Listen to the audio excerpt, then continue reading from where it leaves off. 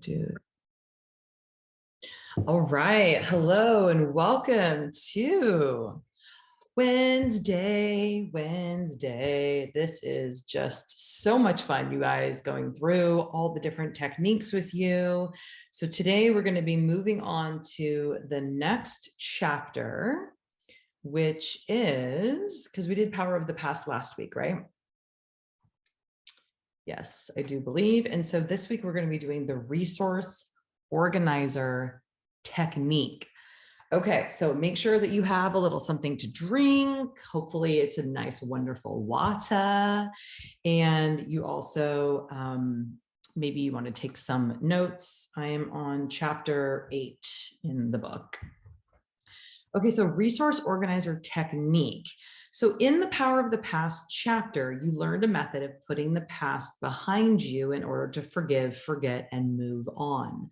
The resource organizer technique, on the other hand, is designed to use the power of the past to one's advantage, because that is exactly what everyone's past is: powerful. You can imagine what your life would be like if you didn't have your past to draw upon. Your mind would have to start from scratch every single morning. There's actually a movie about that. It's hilarious. I think it's called like 41st Dates or something like that, with Adam Sandler. And he falls in love with this girl. And like that same day, she has a car accident and she can't remember more than that day. All she has is 24 hours. So super hilarious about how, like, what a struggle it actually is to not have a past to draw upon. So it would create a new you with new thoughts, attitudes, and beliefs. At first glance, this may seem appealing, because clearly there are some things worth forgetting, to awaken every morning with all of your past blunders forgotten, but I assure you it would be far more harmful than beneficial. What if one morning you forgot all your morals when some jerk on the freeway cut you off? As we do sometimes. Besides, the mind doesn't store events as they actually happened. Our memories store events based upon our perception at the time. Thus, we all change, delete, and distort our past. You will recall our two eyewitnesses to a single event with entirely different stories. And if you have siblings or you know anyone from your past, it's the same thing, right? You can be like, oh, this is what happened and this is how it was. And the other person's like, no, it wasn't. You're like, yes, it was. No, it wasn't. Me and my brother fight all the time about our childhood. Occasionally there's something that we agree on, especially if it's like, oh yeah, dad was lame, or mom messed up. But as how the event actually occurred and like what the meaning was, totally different.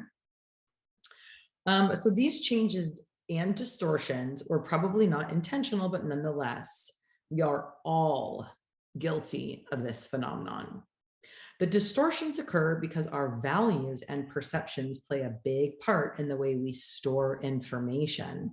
It is not the purpose of this technique to change anyone's value system, which is key to an individual's personality. The idea is to bring about a subtle shift in perception over time as the appropriate behaviors bring about successful outcomes.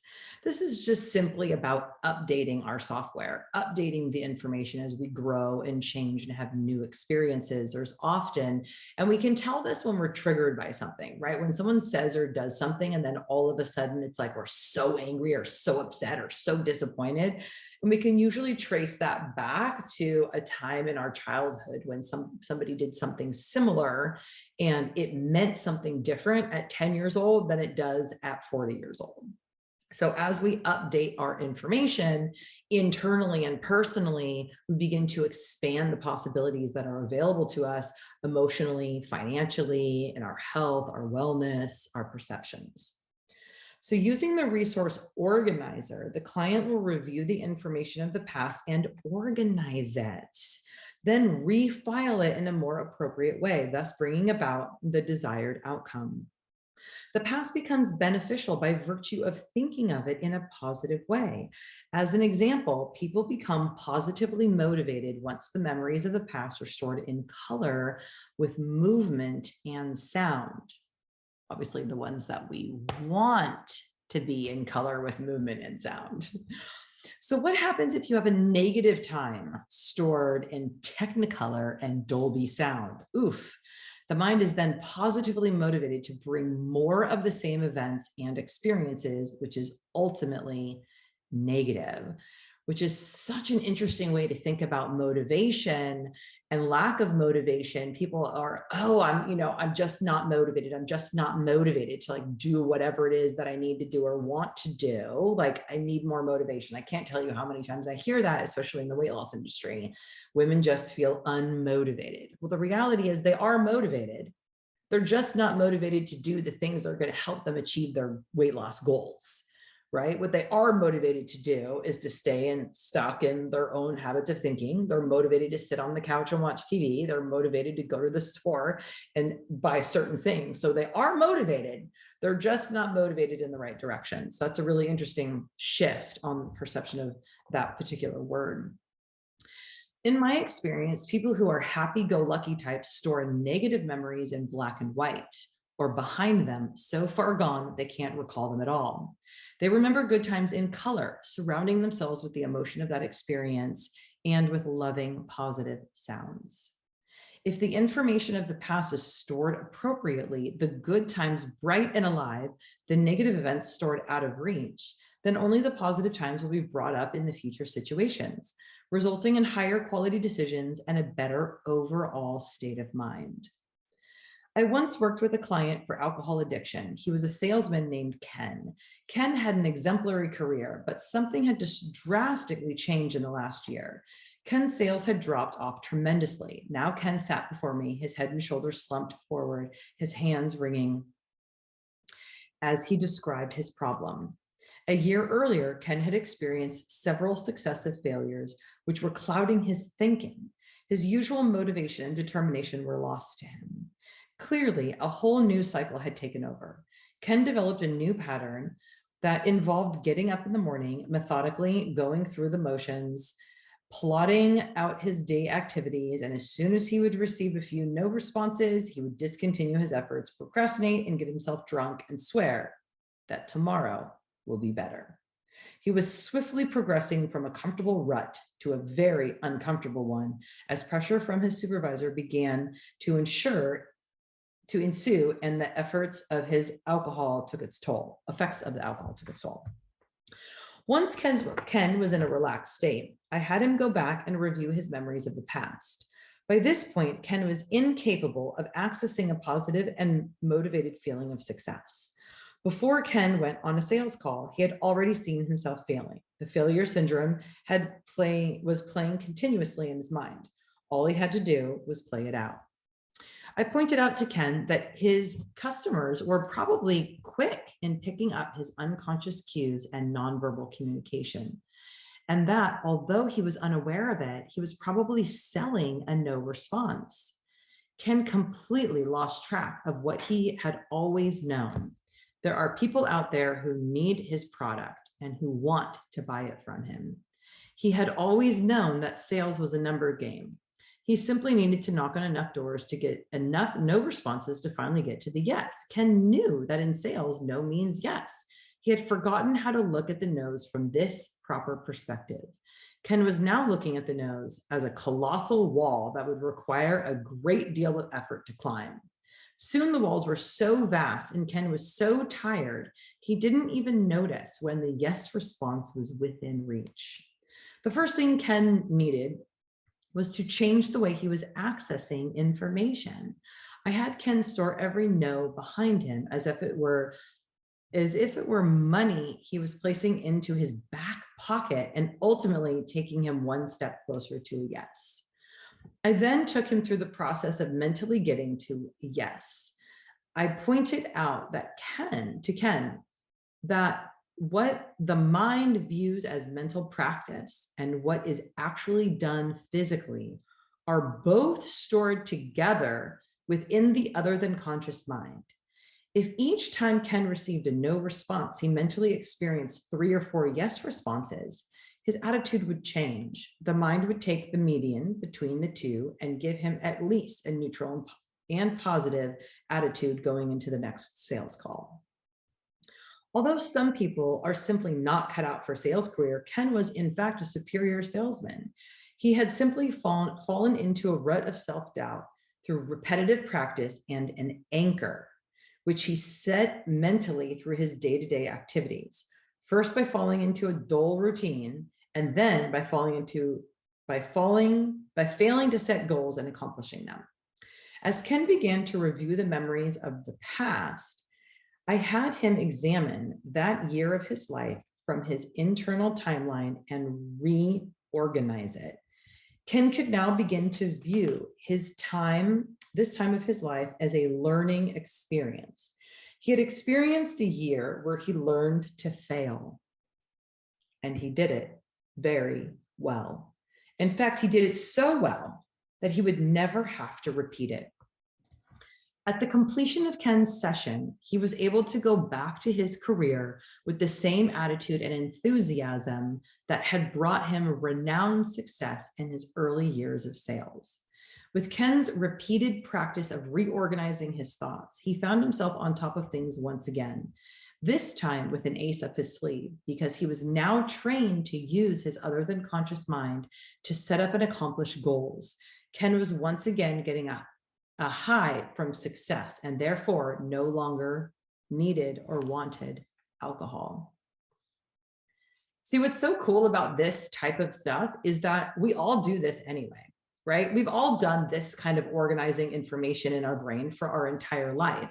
The difference here from what Ken had experienced as success in the beginning years of his sales career is he was doing that without consciously understanding the process. So when he hit a speed bump, a road bump, when he hit failure, he didn't actually know how to get himself out of it, because it wasn't a conscious, intentional practice in the beginning. It was natural to him. So now, understanding these processes and how the brain actually works, all of this information that we're learning here with the psycholinguistics and the different techniques, they're all ways in which successful people have organized their brain and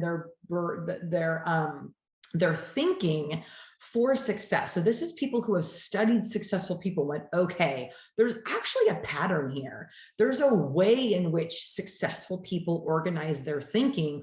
Let's jot that down. Let's write that down. Let's teach that in a systematic way to other people so that we can learn the success cues as well. So again, this isn't like something from out there, like far out there. This is information that we all have access to. It's just written in a certain way. It's kind of like the process of grief. Like when somebody actually wrote down the process of grief, like what entails in grieving, they didn't make it up. They weren't like, oh, this is a nice theory. They studied people who grieved and they were like, oh, okay, this is a common theme. These are the stages of grief.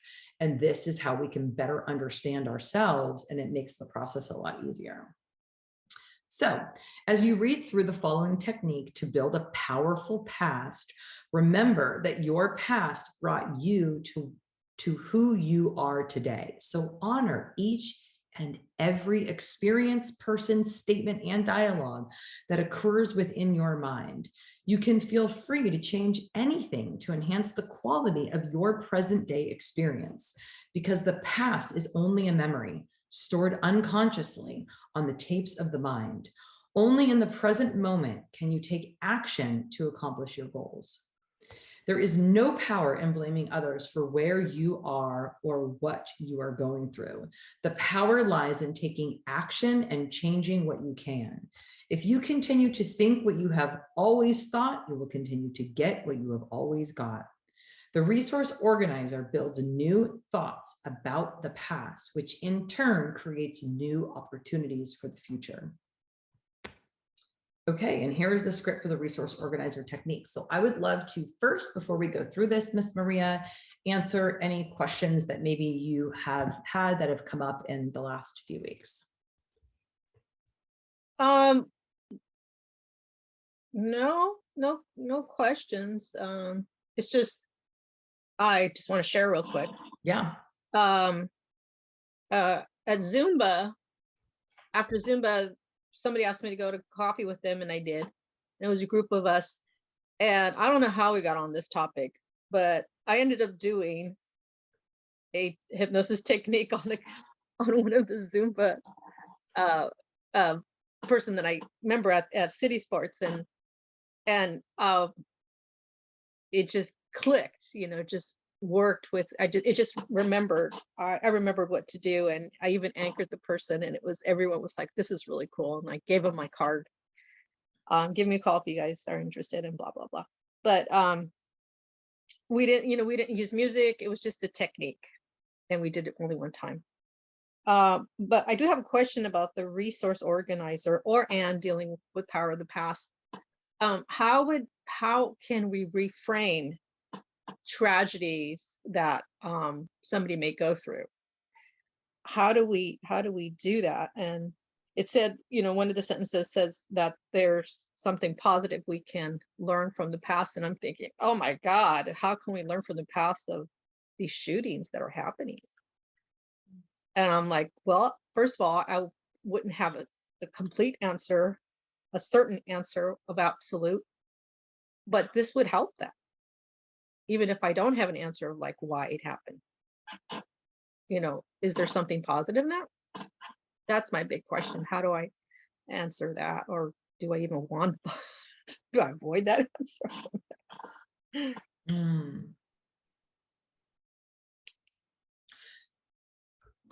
That's a really interesting question. And honestly, what's coming up for me is that it feels like there's a little bit of a difference between organizing our own past and trying to understand the experience of all people on the planet. Those feel a little bit different to me. Most definitely, yeah. Do you know what I'm saying? So yeah. And maybe it is totally different, and maybe it's not. I think I'd like to ponder on this question a little bit more. And thank you for bringing it up, because it makes sense, right? I mean, all the information that we input into this system gets stored in us, right? So everything that we see, everything that we hear. So what's happening on the other side of, the state, the country, the world, that we are then witnessing on TV, but you also got to understand that it's being filtered through whatever media place is filtering it, right? So like, it's not just our filter of our own experiences, deleting and distorting and filtering information based on our own beliefs, but the information is being filtered that we're even getting. Yeah, thanks right? for So pointing even that if we're out. not there. Yeah, thanks for pointing that out, because I do believe that does happen. I mean, it has to happen, right? It's like, it's hearsay. If you're not actually there, it's hearsay. And so even if you are there, if there's 1,000 people at one concert, you're going to get 1,000 different interpretations of what actually happened, what was important, what was significant, what stood out to them, what it meant, right? So even if you were literally there, it's going to be different from person to person. So then the hearsay of what happened, it's kind of tough to really take that at complete face value. That is an interesting question. And I think there's more to be worked out around that. But thanks for bringing that up. Yeah, that's the thing that came to my head. And like I said, I wouldn't want to give them an absolute answer of my perspective of reality. And if there is like a positive thing that comes out of that, I frankly don't know.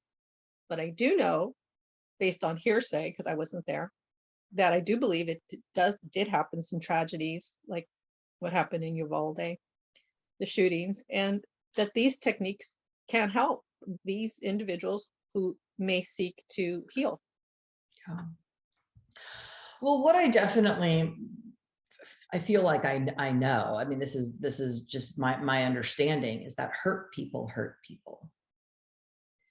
And when you're hurt, it often is because there's something that happened that you're storing in a way that you feel like you need to protect or defend or hurt other people, right? If you don't know how to deal with your own emotions. So anytime that any of us can take more responsibility for our own life, for our own emotions, for our own self and self-care, I think that it improves the world a little, a little bit, because we're all here, we all affect each other.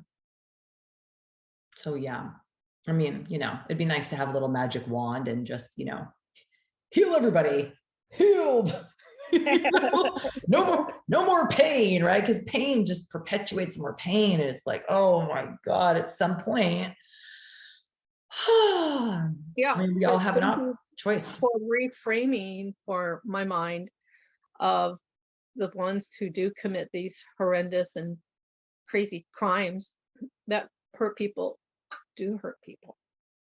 It doesn't excuse what they do, but it gives maybe a little bit of understanding that that's pretty simple.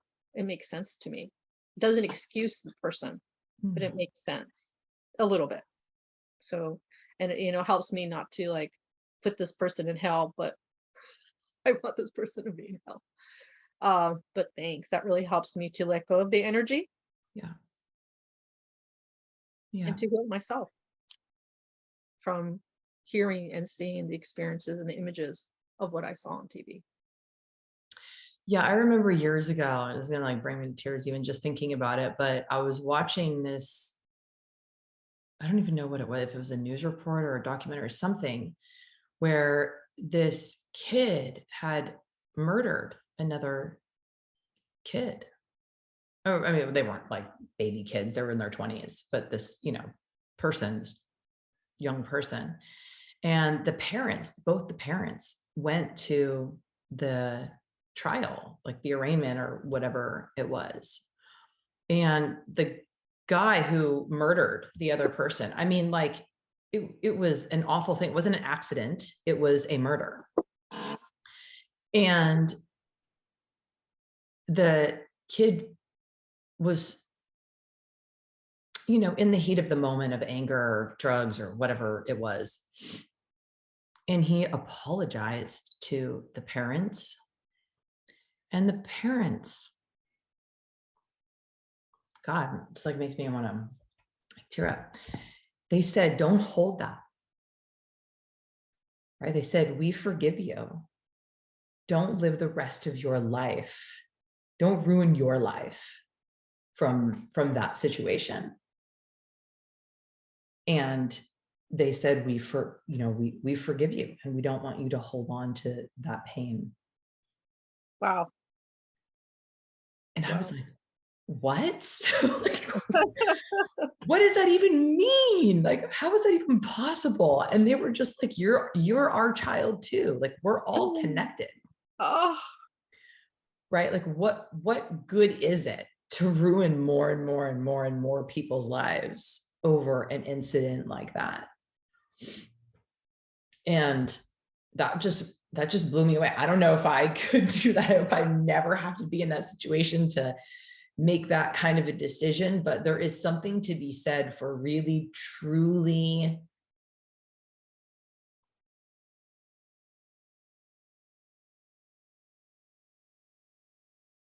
I mean, whatever, I mean, whatever your beliefs are. I mean, I do believe that we're all connected in a way. And so anytime we blame or shame or self-righteous or you're bad, and we put judgment on other people, it's like, it's hard. yeah. It's really hard. That's a tremendous story, but there's something pivotal about this story is that the person who killed their son had a repenting heart. He was remorseful and he was sorry. And you can't lie to the universe. You can't lie to yourself. You can, but the universe knows. So maybe there was some actual healing for him and for the parents as well. And the parents they were reframing it big time. And that's a beautiful story. And I do believe, though it's very hard to understand this concept of one, of we're all together, we're all one. It's really big. Yeah. And they were definitely ahead of their time. Or they were just like, they're more aware maybe Yeah. of energy than the most of Yeah. society. Well, I mean, it's like the same thing that Jesus said when he was dying on the cross. He said, forgive them, they know not what they do. Oh, yeah. Yeah, you're right. I forgot about that. You know? And what an insight and awareness Jesus had. I'd be like y'all gonna die. Wait for my time. You all gonna lay down and die because you be dead. My dad's gonna kick your asses.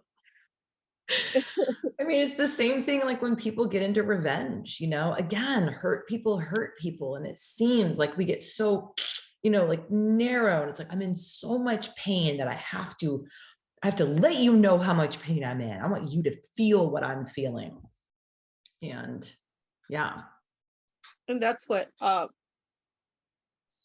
one of the thoughts that came to my head as far as the shooting in Texas, Uvalde, is that how did this kid slip through the cracks? There were so many signs. Wasn't there anybody there to be a big brother? Wasn't there anybody there for this lost soul? And Girl, go down to your local continuation school and just see hundreds of kids just like that. Oh, wow. So maybe it's a big calling for more light workers or people who are still called the healers, whatever, to be a little bit more proactive, a little bit more where the pain is really at. It's scary though. It's really scary. I mean, thanks for bringing that to my attention, to like go to your continuation school. I didn't know a lot of them are suffering like that. I think he's a special subject. No, he's different. No. At the high school that I worked in, it wasn't even a continuation school. The continuation school is for the kids that can't even make it at the school that I worked at. But there's 1,600 kids. I'd say 80% of them are like, they struggle emotionally, physically. Their homes are not safe. They don't have enough food. Like there's a lot to be said for community, right? And yes, if we are struggling with our own past, it's really hard to show up for our community in that kind of a way. So the work that we are doing here and the work that you did with that lady, doing the hypnosis and understanding our mind a little bit more and taking back our control and having some techniques and some tools, really powerful. You just kind of, you inspired me a little bit to maybe put together a little something like this, a little class maybe for teens, to learn this kind of stuff. That'd be cool. Yeah, if you want help, I'm there for you because I do believe that I believe in our desire to help out more people to avoid having these reports of such senseless violence and crimes when we really don't need to go there. Yeah, no. I mean, pain is always an indicator that something ain't right. Right? Like if you step on a nail and like your foot hurts, you don't get angry at your foot and cut off your foot. You know what I mean? Like you got to go, oh, there's a nail stuck in my foot. Maybe I should take it out and give it some healing. Right. But oftentimes what we do is it's like, oh, there's this pain. Oh, laws and rules and shame and go to hell or go to jail or whatever it is. Who's responsible? We get kind of crazy like that, but pain is always an indicator that something's off, right? If it's in our body, if our body starts to break down, if we're getting disease, pain, aches, it's like something ain't right. Something ain't right in our environment. Something's not right in our thinking. Something is off. Something needs attention. Yeah. Right? Yeah. It's hard to say that because like oftentimes we just want it to go away. It's like, excuse me, I'm busy trying to live my life. Like, you painful thing, chew. I don't have time for this. It's like, well, sorry. Yeah, but I think you and people in our community care. We just don't know how and where to start. And I think that idea is brilliant. And I think it's appropriate if it's accepted, Yeah. if somebody Well, I wants. mean, there's no way to know until we do it. So Yeah. let's just do it. Okay. But right now we got to get to this. Yes. So yeah, I mean, I, am happy to read through this, but I honestly think it would benefit you more to do the session, right? Because this is about you getting some practice in. So I think you did it last time though, didn't you? Yes. Okay. But that's okay. I can't remember. I think she did it. The other girl. Okay. Okay. Well, it's What's her actually name? Jody's birthday today. So if you wanted to Jody, reach out and wish her happy birthday. yeah, she actually did call me, and I need to call her back because I was in the middle of getting to the dentist and I was lost, and I did not want to be late for my root canal. That's awesome. So anyways, yeah, I got to call her back, and I was hoping she was going to be with us today. Okay, so it is the yes and no finger. So I'll move my camera so that you can see. Okay. All right, cool. So this is the yes. Yes. Yes, and this is no. Yeah. Okay. Yeah. Okay, cool. I'm trying not to move my chair. It's making a bunch of noise. Sorry about that. No So problem. I'm trying not to move. All right, so I'll start. My damn chair keeps making that noise. Can you hear it? It's not bothering me. Oh, okay, good, because it's really bothering the hell out of me. Okay, so resource organizer technique. All right, that's the one. Page 136 in my book. Okay, so relax by closing your eyes and take in a deep breath and let it out. 1, 1000, 2, 1000, 3, 1004, and just relax your muscles, your shoulders, top of your head down to the very bottom of your feet. Let go of the worries of the day. And as I speak to your other than conscious mind, I would like your conscious mind to use the right index finger as a yes and the left index finger as a no. Perfect. So you can relax and go deeper and deeper. Just give me a yes response. Thank you. And feel yourself going deeper and deeper and deeper like never before.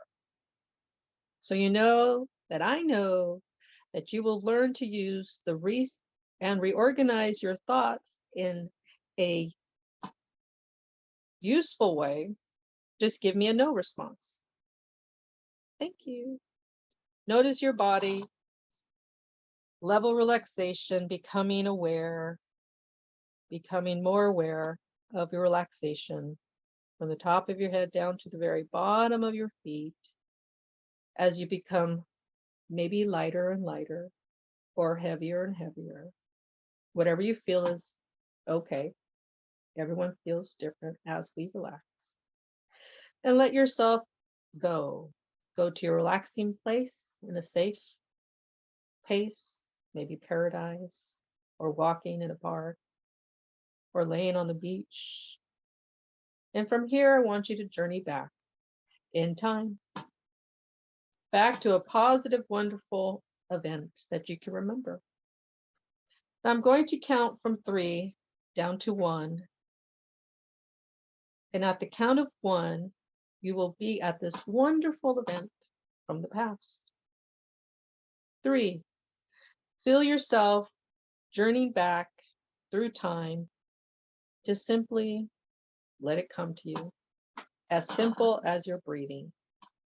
2, let yourself go and trust your other than conscious mind. 1, you are now there. Imagine you hearing what you need to hear, and you step into that experience and you are there now. And when you have that memory, just simply Give me a yes response. Perfect. You are doing excellent. Continue to apply the anchor on the back of your hand. And if you don't mind, if you can anchor that memory for me by touching the back of your hand. Thank you. Okay, you can release by lifting your hand and placing it back. Thank you very much. You are doing excellent. Now go ahead and just take a deep breath. Relax.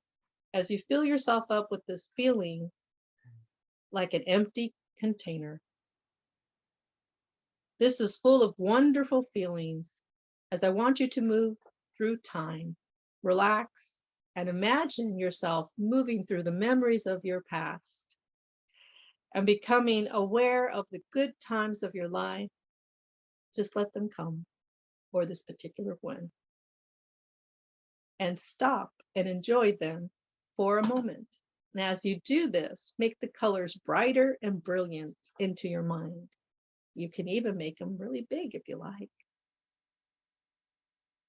Put all the love and the emotions that you are feeling into each experience. Feel free to put in even love.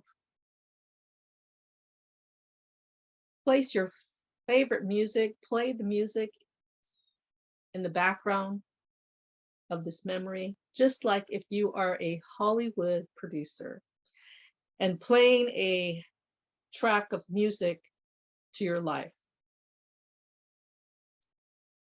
as if you are the headliner and in a movie. Now, if any unhappy or negative memories come up for you, it's natural and it's normal.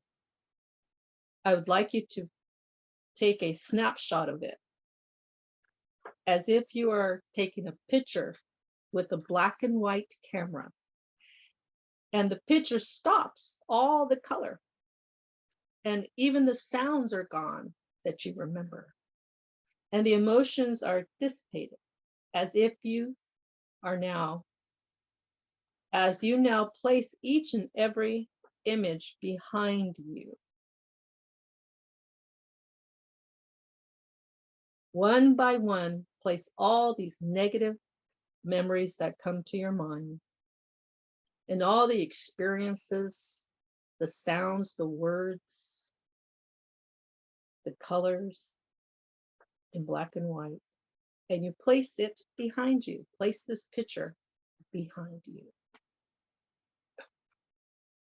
And when you have done this with the memories of the past, let me know by a yes response. Take your time.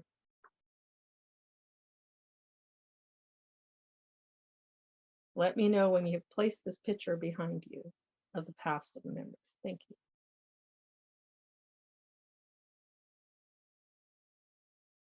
Now, with the memories of the present within your mind today, give me a yes response.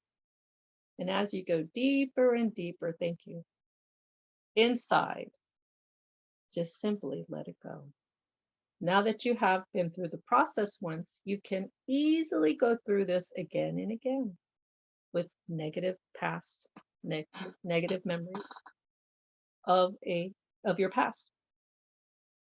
It's easy and it's simple and it's even fun.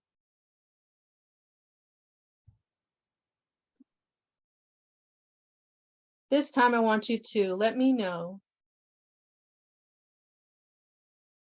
This time I want you to let me know when you have an unpleasant or unhappy, a negative experience of today, something that happened today. And once you have that negative experience that happened today, just give me a yes response. Now I want you to place that negative experience in a large picture frame around this negative time.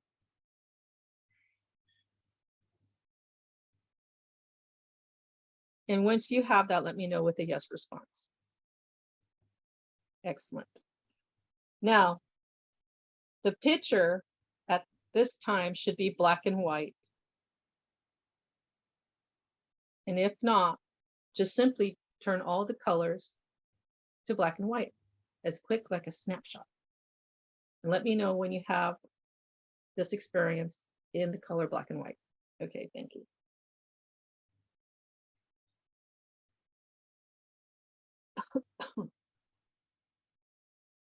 Now, in fact, from here becomes so light and so bright. So the color, the black and the white, is becoming lighter and brighter, that the images are almost gone. And you know that you have experienced this past and it's no longer in view. In fact, you can even write on the back, you can even write or imagine this canvas becoming completely blank. And whatever you have learned from this experience today, just let it come. I want you to imagine that you have learned something positive from this experience. No matter how terrible it seems to you, it's in your past. See it now into the future as a positive learning experience that will be, from this day on, help you to avoid getting into a similar and worse experience or situation in the future. And just let me know when that canvas is completely white and blank, and that you feel that you've learned your lesson. Excellent. And when you have complete this episode, move through the next experience and recall something positive. Each and every positive experience, take that moment and enjoy each and every experience that you have experienced in the past. It could be today or yesterday or a couple of years ago. And just imagine you're experiencing this in full bright color and you are feeling so good. And even the sounds that you can remember, maybe somebody giving you a compliment, or somebody giving you a good feeling about yourself. Now, if anything negative comes up for you while you're doing this, you know exactly what you need to do. Simply take it in black and white, a snapshot, and place it aside, place it behind you. You will deal with the other than conscious mind. You will deal with those with the other and subconscious mind. It's easy and it's fun. And once you've reviewed all the memories in a useful and more productive and more positive way, you will once go back into the room and give me a yes response. And each and every time that you use the resource organizer, you will find it more easy to use. You will find the negative experience that come as you are maybe in your safe place. You'll know exactly what to do with those memories of the past. Simply turn them in black and white, put them in a picture frame, reduce the sound, reduce the feelings, reduce the light colors into black and white, and put it behind you. And simply let it go away. And each and every time you use this technique, you will find it easier to do. As the days become weeks and the weeks become months and the months become years, into your bright and positive future. And you have choices. You choose to store the memories of the past that will help you to learn and help you to focus and get to your goals that you desire. And you know, this is true for you. And the past of this series of lessons will be organized and benefiting you. As you focus on a positive and loving, colorful, and bright memories of the past as well as the future. Begin to ask yourself, how are these positive thoughts going to benefit you in the future? Begin to see whatever you need to see and hear whatever you need to hear, and experience the future and all the positive changes that you choose in your bright future and in now that will occur to you as the days become weeks and the weeks become months and the months become years. Notice these benefits, how they change your past. Take a moment to review the process of today. Each time you find yourself thinking of the past, you will remember that you can organize the past, and you can and will organize the past as a resource. You will discover the hidden lessons of every experience, allowing yourself to grow wiser and smarter each passing day. You say to yourself now, negative thoughts, concepts, and beliefs will have no control over you at any level of your mind, at this or any of the other levels of consciousness. It is time to take a mental vacation. You can go wherever you need to go, experience whatever you need to experience to enjoy this moment in a safe place.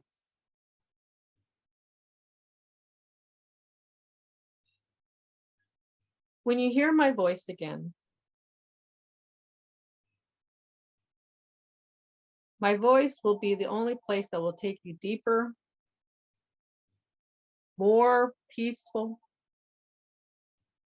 And each and every time you practice this powerful technique, you will go deeper and deeper and gain greater benefits than ever before.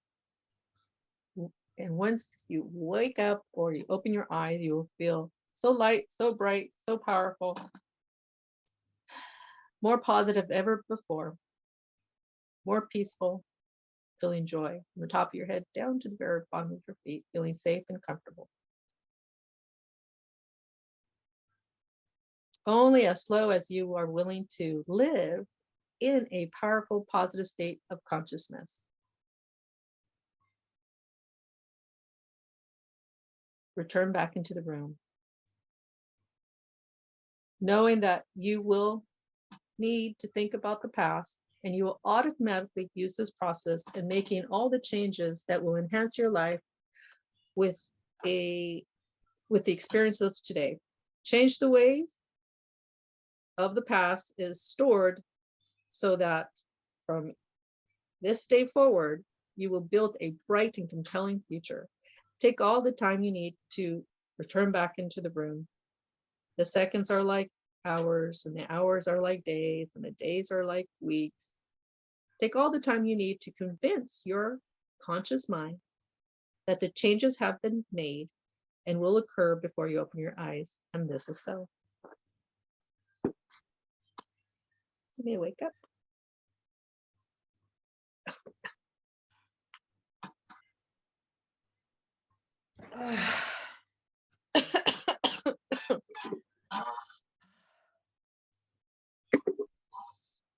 Okay, well, I hope that was not too choppy. Hope it worked. Just as like a side note, I don't typically talk about the session with people right after. I mean, Okay. obviously we can because we're training. This is like what we're doing. Okay, But cool. with people, it's like once you start to try and like articulate and talk about it, you're back into like the conscious mind. Right. And Yes. you kind of want them to take the next few minutes or few hours or even few days to like integrate all the things that they were doing, and the mind will do that naturally. So yeah, just don't get in the habit of like, so how was it? You know, are you okay? You want to talk more? Like, you know, No, it was for me as a hypnotherapist. Yeah, it started to come back to me. the flow and the techniques that we did. So I trust that was beneficial for you. It was really cool. I had this like yellow beaming light of healing that just like way penetrated all like my past and my future in this like really cool energetic way. Like I could see my vibration rising. Awesome. Yeah, it was really cool. That was Yeah, really cool. this is such a powerful technique, and I would love to share it with other people.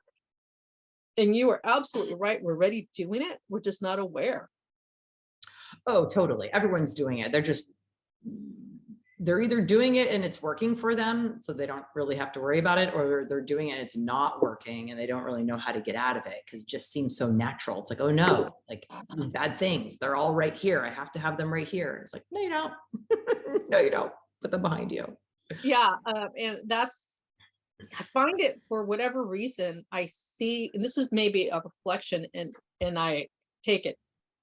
I take it. Even I don't judge it, but I see that people like to hold on to their pain like a Oh, baby, totally. like a wubby, and I'm like, oh, I'm gonna throw up. Give it a kick. Give it a kick to the curb. What? There's no benefit. And I think your voice is like, Maria, they're doing it. They're doing this negative behavior, and there's something positive they're getting from it. I'm like, oh yeah, that's true. Okay. Yeah. I'm able to understand their behavior, but really it's like I want to take that wubby and burn it. It's like, move forward, do something more productive. And maybe that's a reflection that I'm doing. There's a part of me that's doing it too. And so I had to, and I don't want to make it about me, but I hope this resonates with people, to reflect on myself. If I see that in people, am I doing that to me too? So I really did a reflection, like where in my life that I'm ignoring or have a blind spot, that I'm holding on to pain, I'm holding on to something negative. It doesn't have to be pain, but I'll use that for example. And why am I tolerating that pain? Go and find a solution for it. And so that's what I've been doing. So that's something that I have been doing on a personal level, is if I feel pain in my body, don't put up with it. Go correct it. There's no reason for me to hold on to this wubby. I no longer want to. And then my body feels so much better. My body's thinking, thank you, Maria, for not torturing yourself. Yeah. Thank you. And I'm like, you are welcome, because you're a bitch to handle. Mother Nature. The Mother Nature's a bitch if you don't take care of yourself. She'll make the pain and go, would you look at this already? I've been ignoring this. You've been ignoring it. I've been maintaining. This is hurting. Can you please love yourself? And I'm like, oh, my bad. Okay. And now I'm correcting it. So if any pain in my body, I look and I try not to be afraid what I'll find, because that's one of the blind spots, is because I'm afraid to look at it. And I'm like, don't be such a chicken liver. Just Mother Nature's going to kick your ass. She's going to kick your ass, Maria. So fix it. And that's something I'm dedicating myself to. It's like, any pain in my body, what is it? Let's go fix it now. But we do that. And I was guilty of doing that too. Totally. I mean, we all are. I remember when one of my coaches said that, I was feeling very overwhelmed. And that's a common feeling, especially if you're not really sure what the next step to take is, blah, blah. And he told me, he's like, Rose, at this point, this continuous complaining about being overwhelmed, he's like, at this point, it's a choice. And I was super offended, and I did not understand what he meant by that. But just like you were saying, upon a little bit of like deeper reflection, I then just started to ask a question, if it is a choice, what other choice might I possibly have? Right? I wasn't fully sold on it being a choice, right? Because why would I choose that? That does not sound like a good choice. But if you don't have other options available to you, if I realized that I had closed the doors on the other options that I had. So for my brain, my only choice was overwhelm. And when I just asked the question, because as soon as you ask a question, the mind automatically goes to try and find an answer for it. Right. And that's why it's so dangerous to say things like, well, what's wrong with you? What's wrong with you? My dad used to say it to me when I was a little kid. I'd be like, what is wrong with me? And I was like, my whole life, I just searched for what was wrong. And it's like, okay, let's ask a different question.